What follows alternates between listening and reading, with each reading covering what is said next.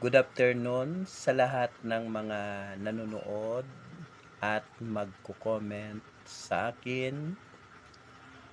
Ang baha sa Northern Samar, Katarman, Palapag, Mondragon, Katubig, Las Navas, sa mga baryo ng Lawang, lalong-lalo na sa Palapag, Mapanas, Gamay, Lapinig, sa lahat ng mga naapektuhan ng bagyo. Nananawagan kami sa may mga puso na magbigay ng mga donation upang matulungan natin ang Northern Samar na lumubog sa baha. Sa hirap ng buhay, wala sila ngayong makain, mapuntahan na mahingian ng tulong. Pero tayong lahat ay magtulungan. Mga kapatid o sino man ang may busilak na puso, kung hindi kayo sa akin naniwala, punta kayo doon sa mismo sa pinangyarihan ng malakas na bagyo doon sa Northern Samar.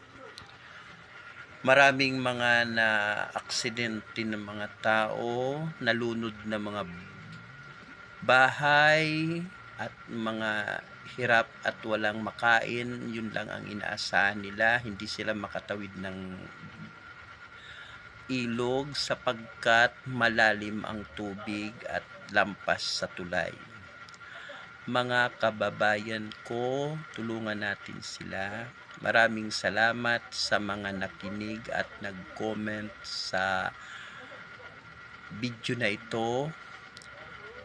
Nananawagan lang ako sa may busilak ang puso sa handang tumulong sa atin mga kababayan, lalo na sa Palapag, Northern Samar.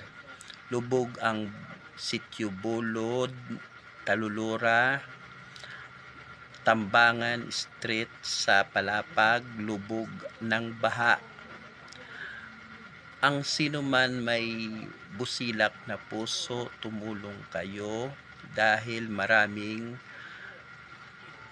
mga naghihirap na mga tao. Malawak ang baha na ito, papuntang Katarman, baha at umaapaw ang tubig sa kanilang kabahayan. Wala silang mapuntahan na tulong, kundi kayo lang kung sino ang mga nakinig sa mga problema at suliranin